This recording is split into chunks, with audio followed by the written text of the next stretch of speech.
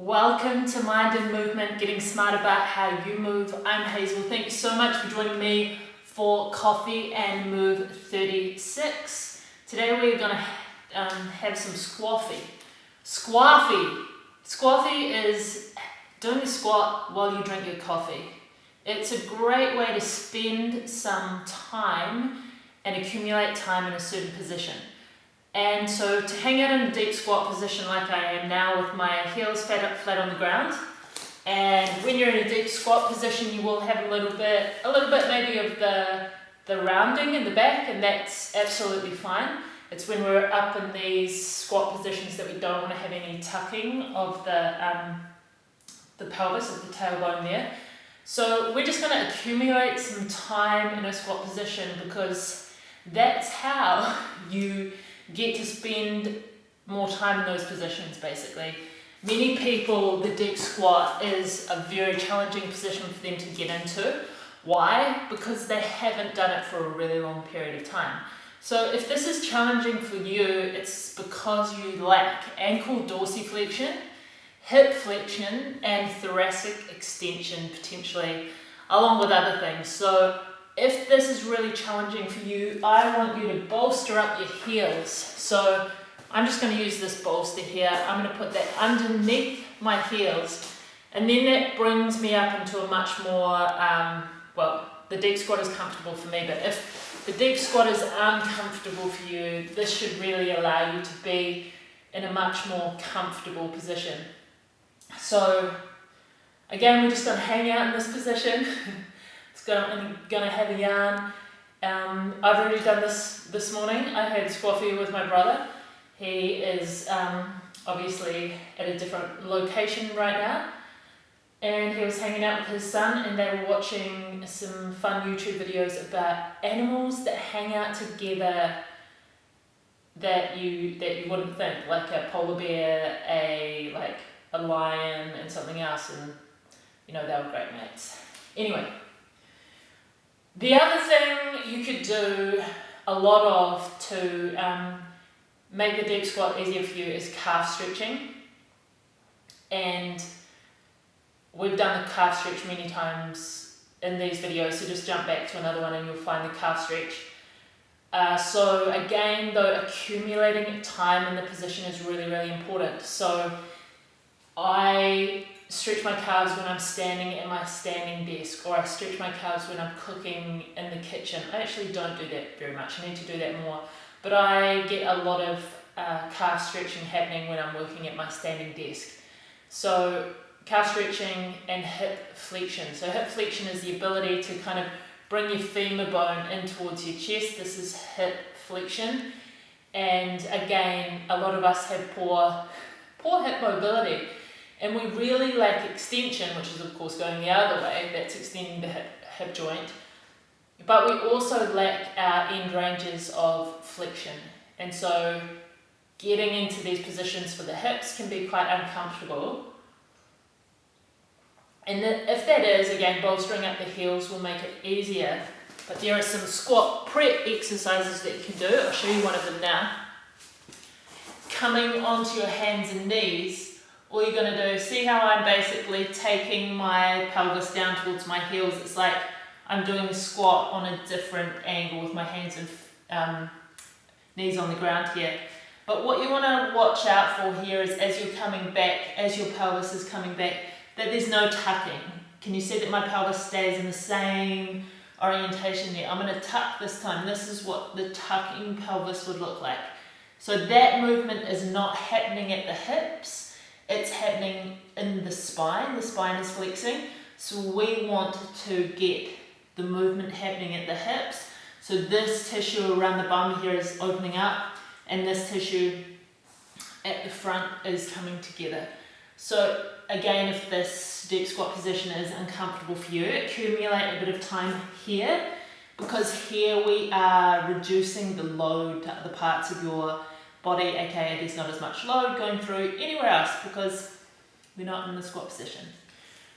So yeah, accumulate some time here, practice this, be really mindful, don't let your tail tuck under, don't let your spine flex. And then come back and spend some time in the deep squat. So here you could spend time in lots of different positions. I currently have my feet pointing forward. I could spend a bit of time with one foot out the side. A huge variety. We want to investigate the squat pattern, which is a whole variety of movements within the pattern rather than just one particular squat movement. So the deep squat is a very kind of passive movement. It's not very active. We're not using a lot of muscles here to keep us in this position. But if you want to come up a little bit, you can start making this a very active exercise in that you're using your muscles in those end ranges of ankle dorsiflexion and those end ranges of flexion and coming out of that flex pattern. That's a really fun thing to do as well. So accumulating time. We accumulate so much time in the sitting in chairs position. And you all know that in the sitting in chairs position, our ankle dorsiflexion is not challenged like this. Our hip flexion is not challenged like this. Our thoracic extension is not challenged like this. So all of the movements that we've done previously, such as thoracic extension, that's going to help a lot. And let me just show you that one again if you've forgotten it. You're going to get a bolster, you're going to put that somewhere under the thoracic spine. You're going to put your hands under your head, and the key here is to keep the ribs down. Most people when they do this movement think it's all about lumbar extension. See here I'm lifting my lumbar up. I can now get my hand right underneath here, but we must keep the ribs down. And then try and get the movement happening higher in the thoracic spine. So I see so many people doing this exercise by going like this, and that's lumbar movement. And we already move in the lumbar region, most of us much too much. We go into flexion and hyperextension in the lower back a lot because of our lack of movement, and extension in the hips, and a lack of shoulder flexion, and a lack of mobility in the T-spine, the thoracic spine, here. So this is thoracic extension, and if being in that upright position here, so if you're here and you find that you're very rounded here, you can't kind of come up in this position, then it would be worth spending some time doing some thoracic extension. Anyway, it's about just hanging out here, moving around here. If you, watch a documentary, some people hanging out in India or Indonesia, Bali, these people just spend so much time in these beautiful deep squat positions, and they don't have half as much lower back pain. The deep squat can be really nice relieving position for people who do suffer a lot of lower back pain. But again, I'm repeating myself, but we are just accumulating time in a position. A couple of days ago we accumulated a bit of time in the V-sit, and we accumulated a bit of time in the couch stretch, because ultimately to reshape our bodies we must spend lengths of time in different positions, and we must move through a huge variety of positions. That's why the squat pattern is what we're practicing here, not the squat, not the, with it loaded on our shoulders, etc.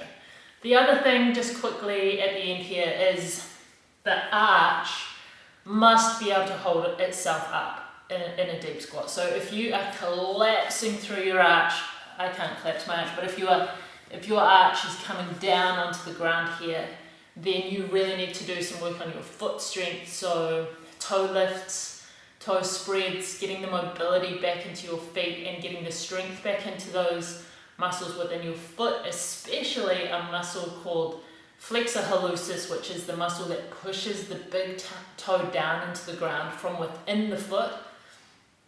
It's an intrinsic foot muscle, it's within the foot, and we really have to strengthen our flexor hallucis. I wonder what the plural is of hallucis. Anybody know? Let me know. Cool. So tomorrow let's play around with some foot strength stuff for any of you who want to accumulate more time in the deep squat but are finding that your feet are really coming into pronation or into that really kind of flat position. And again, bolstering up your heels like this should help you to come out of that a little bit, but you really want to be working on that strength within the foot. It is key to the health of your entire body, so much so.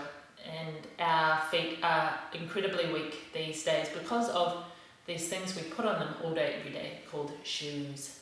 Take off your shoes, go and find a nice natural surface. Of course, transition wisely into new loads. Whatever you're up to, have a super fun rest of your day today. Here in New Zealand, it's a Monday, but it's a holiday because Anzac Day was on Saturday. So I really hope you're enjoying the day. And this morning I saw a black piwaka waka, a black fantail. So is that good luck? I hope so. Anyway, you all have a wonderful day. Doing some squoffee, squatting while drinking coffee. It's a new thing. My mum came up with that word. She's a genius. See you all you lovely humans tomorrow.